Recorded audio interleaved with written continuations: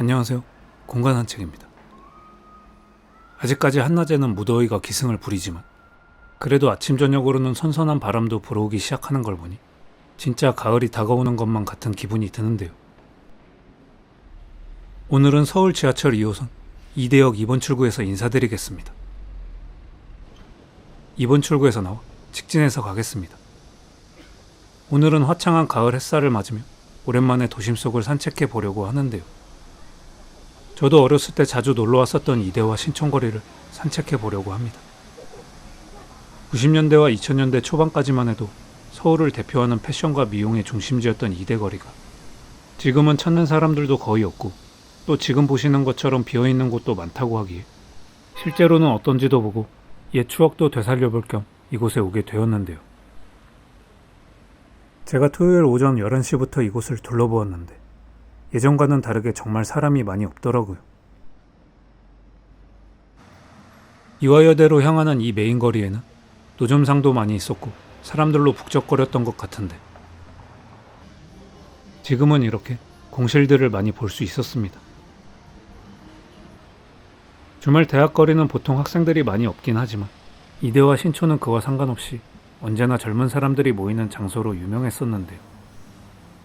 특히 지금 보시는 이대 상권은 앞서 말씀드렸듯이 패션과 미용이 특화된 거리로서 다양한 보세 옷가게와 액세서리 상점, 그리고 엄청나게 많은 수의 미용실들은 물론 규모는 작지만 여대생들이 좋아하는 맛집들도 많이 있었습니다.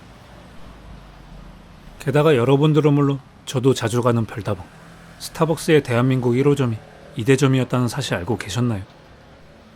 지금이야 어딜 가든 쉽게 만나볼 수 있는 스타벅스이지만 1999년 7월 이곳 이대에 한국 최초로 상륙했다고 하니 그만큼 상징적이었던 동네가 아닌가 싶습니다.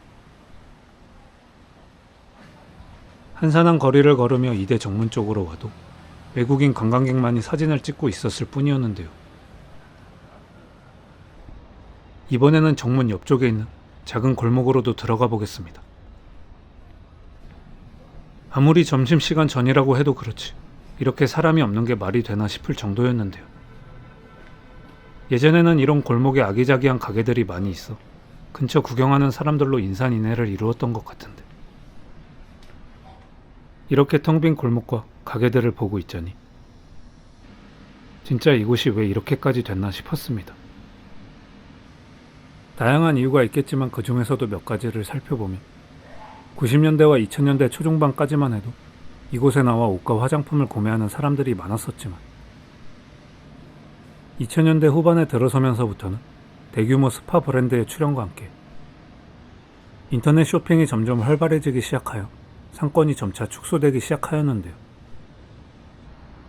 게다가 2013년에는 이쪽 2대 상권이 관광과 쇼핑 권역으로 지구단위 계획이 결정되면서 의류 및 잡화의 소매점과 미용실 이외의 업종이 이곳에 들어올 경우 주차장을 무조건 설치해야 하는 규정이 생겨 오피스텔 같은 지하 주차장이 있는 건물들만 새롭게 들어오게 되면서 다양한 업종이 들어오지 못하게 된 이유도 있겠습니다. 그 후 한류 열풍으로 인해 중국인 관광객을 대상으로 한 화장품 가게들이 호황을 누리기도 했지만 사드 사태 이후 중국인 관광객들이 급감했고 코로나 사태까지 이어지게 되면서 외국인 관광객은 발길을 끊게 된 것이었죠.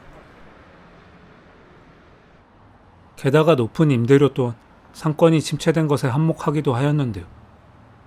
계속해서 치솟는 임대료를 버티지 못한 상인들이 근처의 홍대와 연남동 쪽으로 자리를 옮기게 되면서 공실은 계속해서 늘어났지만 임대료를 낮추면 건물의 가치가 떨어진다는 건물주들의 입장으로 인해 공실로 놔둘지언정 임대료는 낮추지 않아 이렇게 된 것이었습니다. 아니 오늘 영상 컨셉 부동산 채널이에요. 채널 잘못 들어온 줄? 여러분께서 지금 보고 계시는 채널은 공간산책 채널이 맞습니다. 사실 제가 중고등학교를 이쪽 동네에서 다녀서 학창시절에 친구들과 이대거리에 구경을 많이 왔었던 것은 물론 대학 시절에도 신촌 쪽에 술 마시러 많이 왔었거든요. 또 미용실도 지금 보시는 준호헤어 이대점에 다녔을 만큼 이쪽 동네와는 인연도 깊고 젊었던 시절의 추억도 많은 동네가 이렇게 유령 거리가 되어버린 것이 조금은 씁쓸해서 조금 자세히 찾아보았습니다. 하하. 간간히 보이는 이런 옷가게들만이 예전 추억들을 떠올리게 해줄 뿐이었는데요. 좀 전에 말씀드렸던 지구 단위 계획이 2023년에 완화가 되어 이제는 업종에 상관없이 다양한 시설이 들어올 수 있게 되었지만 이미 성수와 연남, 홍대 등으로 소비자들이 빠진 것은 물론 다양한 볼거리와 특색이 있는 가게들이 많은 다른 핫플레이스와 비교해 봤을 때 상인들이 높은 임대료를 지불하면서까지 이곳에 다시 들어올 것 같지는 않겠다는 생각이 들었습니다.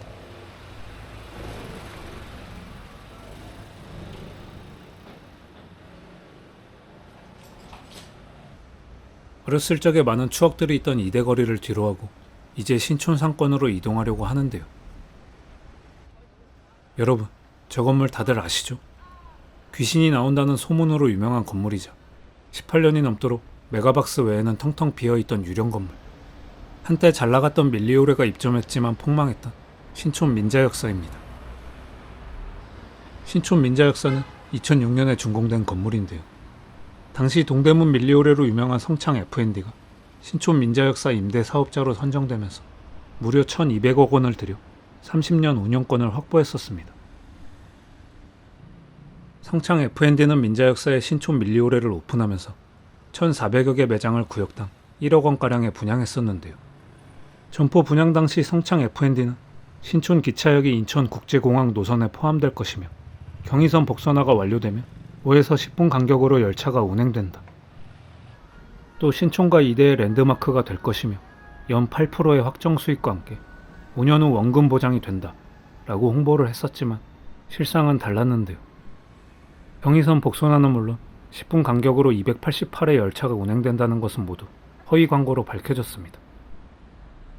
이에 2009년에는 입점률이 20%에 그쳤고 그 후 밀리오레가 완전히 폐점하면서 메가박스 영화관만 남아있게 된 것이었죠. 지지부진한 소송 끝에 법원은 세입자들의 손을 들어주었지만 성창 F&D는 임대료 체납 등의 문제로 계속해서 신촌 역사 측과 법정 다툼을 이어갔고 양측이 계약 해지 후엔 성창 F&D는 결국 파산 절차를 밟게 되었는데요.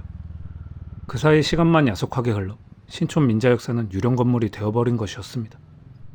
그 후 2020년에 건설업과 해운업으로 유명한 SN그룹에서 200억 원의 민자역사를 인수하였지만 SN그룹 또한 처음에는 난항을 겪었는데요. 대형 쇼핑몰을 입점시켜 상가를 활성화하려고 했지만 코로나 사태가 터져 물거품이 되어버렸고 2021년에는 민자역사를 리모델링하여 역세권 청년주택을 마련하겠다는 계획을 하였으나 이 또한 무산되어 버렸습니다. 그렇게 또 시간만 흘러가는가 싶었지만 올해 초 SN그룹에서 새로운 방안을 내어놓았는데요. 2에서 4층은 그룹의 사옥으로 사용하고 1층은 스타트업 기업 공간으로 활용하기로 서대문구청과 협의한 것이었습니다. 그리하여 올해 4월부터 SN그룹의 사무실들이 들어오기 시작하여 덕분에 조금씩 주변 음식점 상권들이 살아나고 있다고는 하는데 시간은 오래 걸리겠지만 부디 특색 있는 거리로 발돋움하여 다시 예전 명성을 되찾았으면 하는 마음이네요. 이제 신촌 민자역사를 뒤로하고 신촌 상권으로 계속해서 가보겠습니다. 이쪽은 신촌 상권 중 명물거리라고 불리는 곳인데요. 이곳 또한 사람이 없는 곳은 물론 공실 건물이 많은 것은 마찬가지였습니다. 예전 이곳을 기억하시는 분들께서는 아시겠지만 아무리 이쪽이 먹자골목이어서 저녁에 사람들이 몰린다고 해도 그렇지 낮에도 이 정도는 아니었거든요. 토요일 낮 시간이면 연대생은 물론 타지에서 놀러온 젊은 사람들이 북적이는 모습을 볼 수 있었고 저 또한 친구들과의 추억이 많은 장소인데요. PC방에서 스타크래프트, 레인보우 식스도 함께하고 또 미팅도 하고 아내에게는 비밀입니다. 제가 지금 무슨 소리를. 아무튼 자주 놀러왔던 곳인데 이런 모습을 보니 뭔가 착잡한 기분마저 들 정도였습니다. 여러분 혹시 민들레 영토라고 아시나요? 예전 이 자리에 민들레 영토 본점이 있었는데요.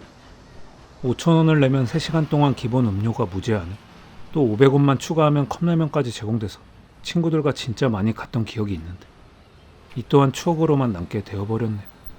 게다가 민들레 영토 알바생이 예뻤었는데 이대 쪽 상권이 패션과 미용 등의 구경거리가 많았다면 이쪽 신촌 상권은 맛집과 술집 그리고 문화공간 등이 굉장히 많았었는데요. 신촌 상권 또한 임대료의 상승으로 인해 특색 있던 상점들이 주변 지역인 홍대, 연남, 합정 등으로 옮기게 되었고 신촌에는 특색 없는 프랜차이즈 매장들만 들어오면서 술집 외에는 다른 즐길거리가 없는 노후화된 상권인 이곳을 사람들이 더 이상 찾을 이유가 없게 된 것이었습니다. 게다가 연세대 송도 국제 캠퍼스가 생기면서 신입생들은 의무적으로 1년간 그곳으로 통학을 해야 하는데요. 이 때문에 대학가가 가장 활발한 시기인 1학년 개강 초의 풍경이 많이 달라지게 되었다는 이야기도 있었습니다. 연세로와 명물거리가 만나는 지점인 현대백화점 유플렉스 광장 앞에는 그나마 사람들이 조금 있었는데요. 하지만 예전 명성에 비하면 정말 처참한 수준이었습니다. 이 길은 연세대로 향하는 신촌 상권의 메인인 연세로인데요. 이곳에도 건물이 통으로 임대인 곳들이 있었고 썰렁한 모습의 거리 풍경만이 반겨줄 뿐이었으며 만남의 장소로 유명했던 독수리 약국만은 아직 남아 예전 신촌의 추억들을 떠올리게 해주고 있었습니다. 연세로 서측에 위치한 골목들도 천천히 둘러보았는데요. 비록 이곳이 저녁에 활성화되는 술집 골목이라고는 해도 너무나도 썰렁한 모습에 당황을 금치 못했습니다. 같은 시간대에 성수동이나 홍대, 합정 쪽을 생각해본다면 사람이 없어도 너무 없더라고요.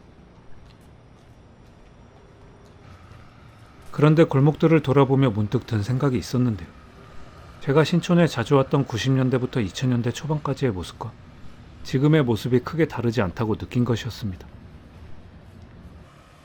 물론 그때 있던 가게들과는 다른 상점들이 들어오긴 했지만 업종은 크게 변하지 않았다는 생각이 들기도 하면서 어찌 보면 같은 술집이나 음식점이어도 그때 당시에는 오히려 유행을 선도하는 특색을 느낄 수 있었던 반면 지금은 어디서나 볼 수 있는 그런 가게의 모습들만 주로 볼 수 있었는데요. 저조차도 이런 생각들을 갖게 되는데 젊은 세대들은 더욱더 이곳에 올 이유가 없겠다는 생각이 들더라고요. 개인적으로 저의 10대와 20대의 추억이 깃들어 있는 신촌이 이런 쓸쓸한 모습은 얼른 벗어던지고 부디 다시 활기찬 모습을 찾았으면 하는 바람입니다.